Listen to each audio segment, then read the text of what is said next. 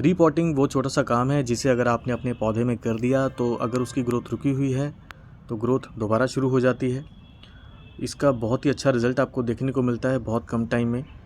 ख़ास करके उन पौधों में जो पुराने हो चुके हैं, गमले में लगे लगे 2 साल 3 साल 4 साल हो चुका है जिनको एक ही गमले में, उनको रीपॉटिंग करना बहुत ज़्यादा ज़रूरी हो जाता है। लेकिन आपको पता कैसे चलेगा कि रीपॉटिंग का टाइम आ चुका है, सही वक्त है रीपॉट करने का, और इसे कैसे करना है, कौन सा सही तरीका है, इसके बारे में इस वीडियो में बात करूंगा। Welcome to Manvi's terrace garden. ये आप देख सकते हैं कनेर का पौधा है, लगभग 2.5 साल से इस गमले में ही है और अब रीपॉटिंग करने का इसका टाइम आ गया है। तो कैसे पता करेंगे आप कि रीपॉटिंग अब होनी चाहिए, अब उसका टाइम आ गया है?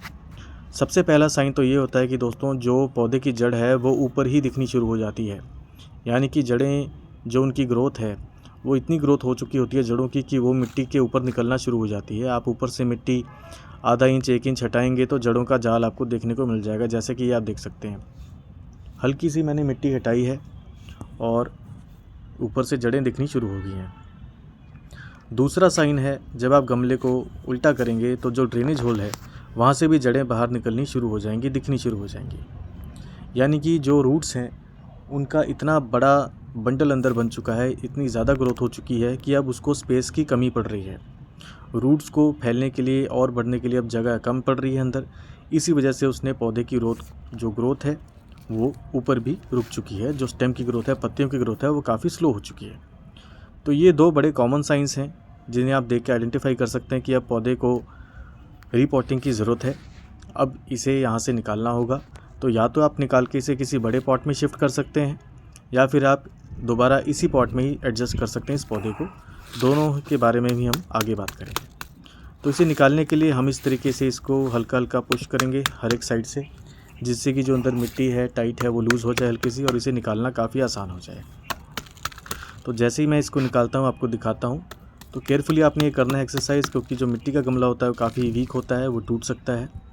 तो ये आप देख सकते हैं, इसे हमने निकाल लिया है बाहर और रूट्स किस तरीके से इसमें निकली हुई हैं मैं फिर से आपको निकाल के दिखा रहा हूँ। ये तो इस तरीके से आप देखेंगे तो जो रूट्स का जाल है इतना ज़्यादा है बाहर कि मिट्टी भी अंदर बिल्कुल इसने टाइटली कॉम्पैक्ट कर रखी है। और रूट्स की ग्रोथ आप देख सकते हैं कितनी ज़्यादा हो चुकी है, पूरा एक जाल जैसा बन चुका है।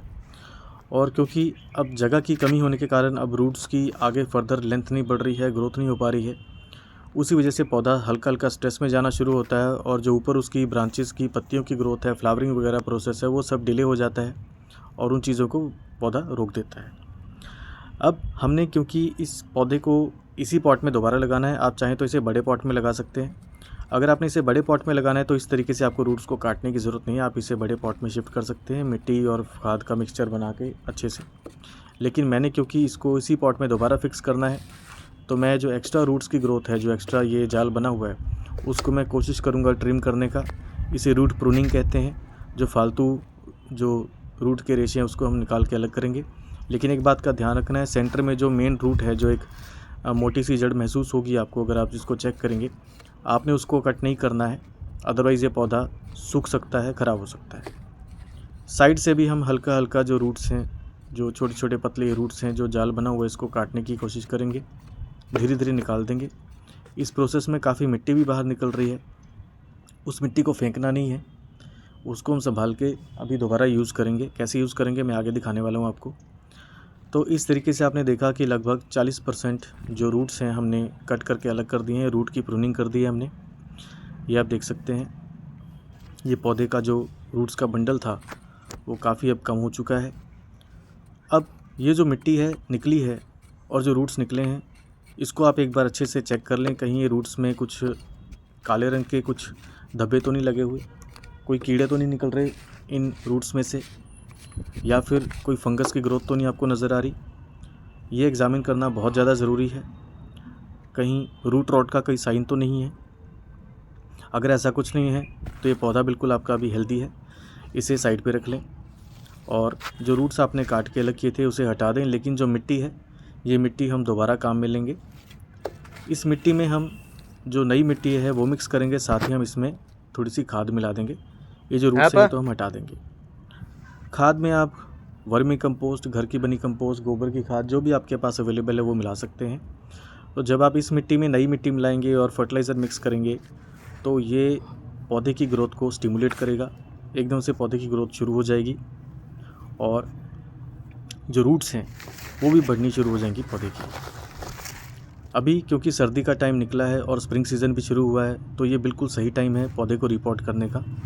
साल में आप 2 बार बहुत आसानी से और बिना रिस्क के रिपोर्ट कर सकते हैं अपने पौधे को। एक है स्प्रिंग सीज़न यानी सर्दियों के बाद का सीज़न जो मिड फरवरी से मार्च का सीज़न है। दूसरा है मानसून का सीज़न। इन दोनों ही सीजन्स में जब आप रिपोर्ट करेंगे पौधे को तो बहुत कम चांसेस है कि पौधा स्ट्रेस में जाएगा और आपको बहुत अच्छा रिज़ल्ट देखने को मिलेगा। तो इसी गमले में हम दोबारा इसको लगाने वाले हैं। ड्रेनेज होल को मैंने कवर कर दिया है एक छोटे से पत्थर से, और ये घर पे जो नारियल हम लाते हैं उसका जो शेल है उसको मैं गार्डन में रीयूज़ करता हूँ। काफ़ी चीज़ें मैं रिसाइकल रीयूज़ करता हूँ गार्डन में, आपको भी करना चाहिए। तो ये जो मिट्टी का हमने मिक्सचर बनाया है, पुरानी मिट्टी में नई मिट्टी और फर्टिलाइज़र मिक्स करके मिट्टी मैंने भर दी है। अब मैं इस पौधे को रख के देखूँगा कि फिट हो रहा है कि नहीं। अभी मिट्टी थोड़ी ज़्यादा है इसमें गमले में, तो हम थोड़ी सी मिट्टी बाहर निकाल लेंगे।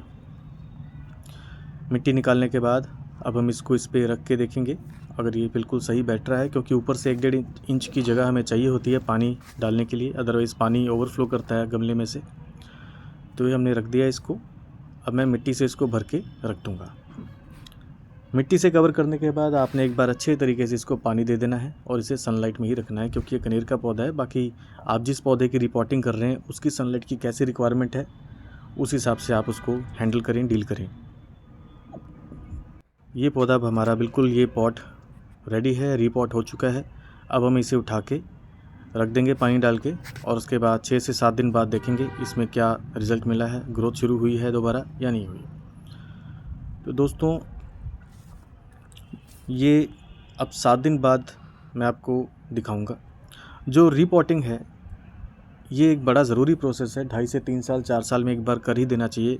अगर आप करते रहेंगे तो इससे आपको 2 बेनिफिट होंगे। एक तो पौधे की ग्रोथ नहीं रुकती, दूसरा पौधे में रूट रॉट या जो जड़ों के सड़ने की प्रॉब्लम है, फंगस लगने की दिक्कत है, वो आप चेक कर सकते हैं, वो नहीं हो पाता है। तो जो बड़े पौधे हैं जिनकी height 6 foot 8 foot 10 inch 10 foot तक बढ़ जाती है, उन सब पौधों में 3 साल बाद 2.5 साल बाद ऑलमोस्ट इतने टाइम पीरियड बाद रिपोर्टिंग की ज़रूरत पड़ती है। ये जो पौधा रिपोर्ट किया था हमने, आज 8वां दिन है। 7 दिन के बाद आप इसकी ग्रोथ देख सकते हैं। इसमें फूलों की कलियां भी आ चुकी हैं, नई पत्तियां भी निकल रही हैं, यानी कि ग्रोथ बिल्कुल इसकी शुरू हो चुकी है, स्टिमुलेट हो चुकी है।